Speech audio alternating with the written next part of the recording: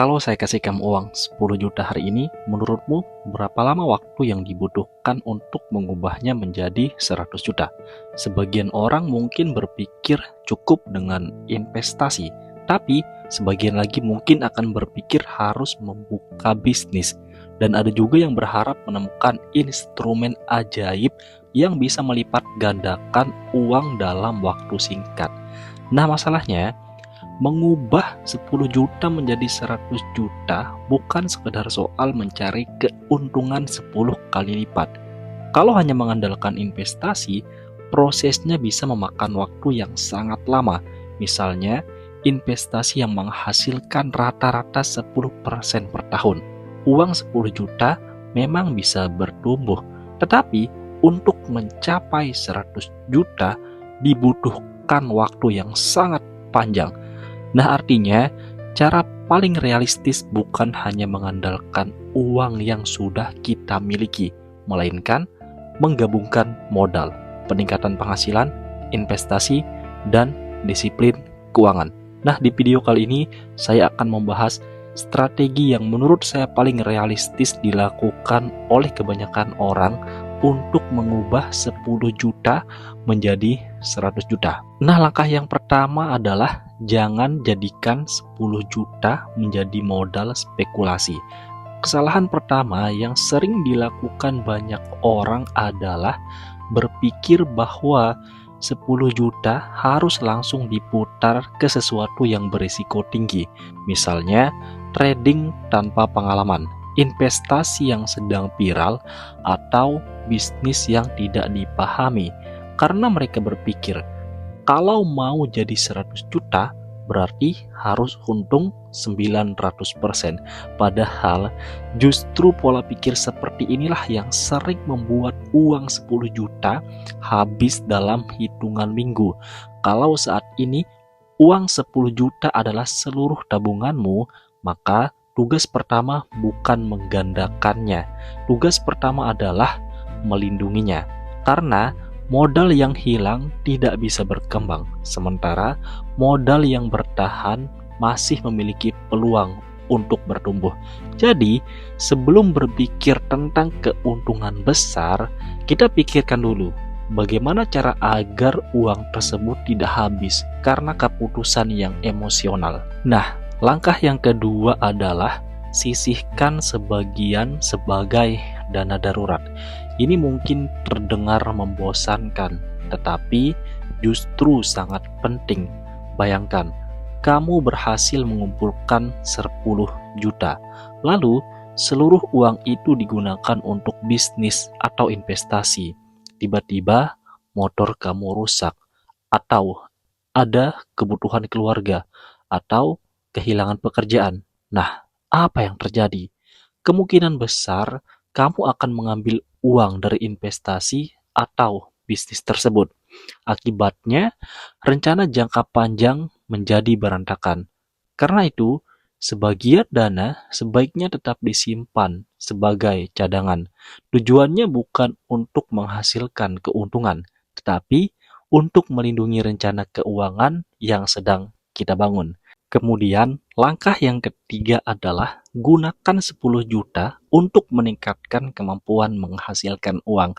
Nah, ini bagian yang paling sering diremehkan. Banyak orang ingin uangnya berkembang, tetapi lupa meningkatkan kemampuan dirinya. Padahal, dalam banyak kasus, investasi terbaik justru ada pada diri sendiri. Misalnya, menggunakan sebagian dana untuk membeli laptop yang mendukung pekerjaan.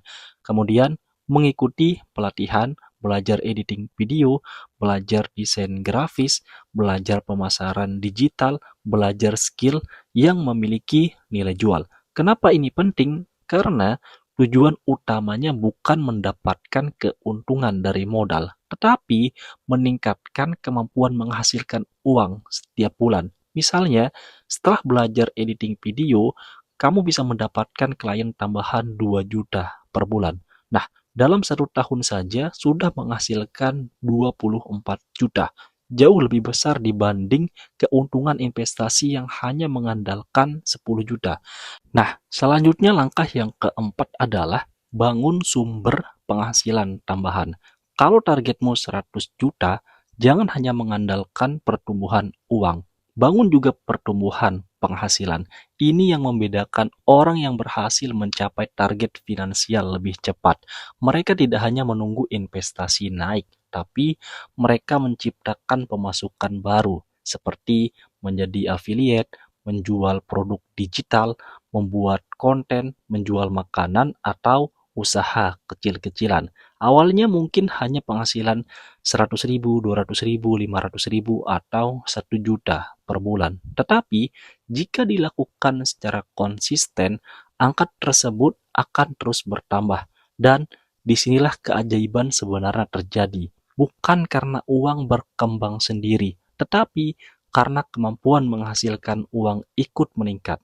Nah, selanjutnya, langkah yang kelima adalah terapkan sistem menabung agresif. Misalkan setelah beberapa bulan penghasilanmu meningkat, kesalahan berikutnya yang sering terjadi adalah langsung menaikkan gaya hidup. Penghasilan naik, pengeluaran ikut naik. Akhirnya tabungan tetap sama. Kalau ingin mengubah 10 juta menjadi 100 juta, kamu harus memiliki kemampuan untuk menyimpan uang.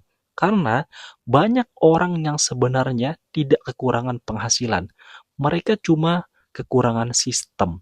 Misalnya, membuat aturan sederhana. Minimal 20% sampai 30% dari setiap pemasukan langsung dipisahkan sebelum digunakan untuk hal lain. Dengan cara ini, kekayaan mulai bertambah secara nyata.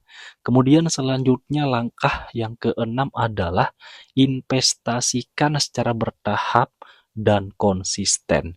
Setelah dana darurat aman dan penghasilanmu mulai stabil, barulah fokus pada investasi. Perhatikan kata kuncinya, bertahap, bukan sekaligus, dan konsisten, bukan sesekali. Nah, banyak orang terlalu sibuk mencari investasi dengan keuntungan tertinggi. Padahal yang lebih penting adalah konsistensi. Misalnya, setiap bulan menyisihkan sebagian uang untuk investasi jangka panjang. 5 tahun mungkin terasa lama, tetapi hasil dari kebiasaan kecil yang dilakukan terus-menerus seringkali jauh lebih besar dibanding keputusan besar yang dilakukan sekali. Nah, langkah yang ketujuh adalah fokus pada pertumbuhan penghasilan, bukan pertumbuhan modal. Ini mungkin bagian terpenting dari seluruh video ini. Kalau modalmu 10 juta dan investasi menghasilkan 10% per setahun, keuntunganmu hanya sekitar 1 juta per tahun. Tetapi, kalau kemampuanmu meningkat sehingga penghasilan bertambah 2 juta per bulan, tambahan penghasilanmu bisa mencapai 24 juta per tahun. Lihat perbedaannya. Karena itu, pada tahap awal membangun kekayaan, aset terbesar bukan uangmu, melainkan kemampuanmu menghasilkan uang. Jangan terlalu sibuk menghitung keuntungan investasi. Kalau penghasilan masih bisa ditingkatkan, fokuslah pada hal yang memberikan dampak terbesar. Nah, selanjutnya, langkah yang kedelapan adalah hindari utang konsumtif. Setiap kali mendekati target keuangan, seringkali ada godaan untuk membeli sesuatu yang sebenarnya tidak dibutuhkan, seperti HP baru, motor baru, gaya hidup baru, padahal aset belum bertambah banyak. Kalau ingin mencapai 100 juta lebih cepat, hindari utang yang tidak menghasilkan nilai ekonomi. Karena setiap cicilan yang harus dibayar adalah uang yang tidak bisa digunakan untuk membangun aset. Nah, selanjutnya langkah yang kesembilan adalah bersabar pada proses. Banyak orang ingin mengubah 10 juta menjadi 100 juta dalam waktu beberapa bulan. Secara realistis, hal itu sangat sulit tanpa mengambil resiko yang sangat besar. Tetapi, dalam 3-5 tahun sangatlah mungkin. Bahkan, banyak orang berhasil melakukannya lebih cepat karena fokus meningkatkan penghasilan, bukan hanya mengejar keuntungan investasi. Ingat, Tujuan kita bukan menjadi kaya minggu depan, tetapi tujuan kita adalah membangun fondasi keuangan yang kuat untuk jangka panjang.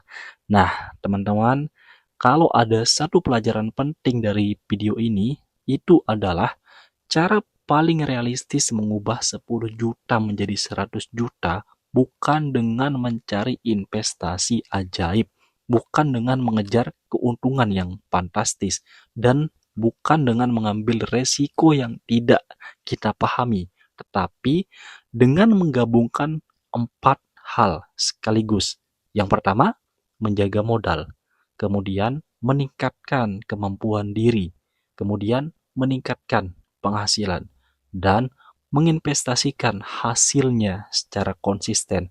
Karena pada akhirnya, orang yang berhasil membangun kekayaan bukanlah mereka yang menemukan jalan pintas, melainkan mereka yang mampu melakukan hal-hal sederhana secara konsisten dalam waktu yang lama.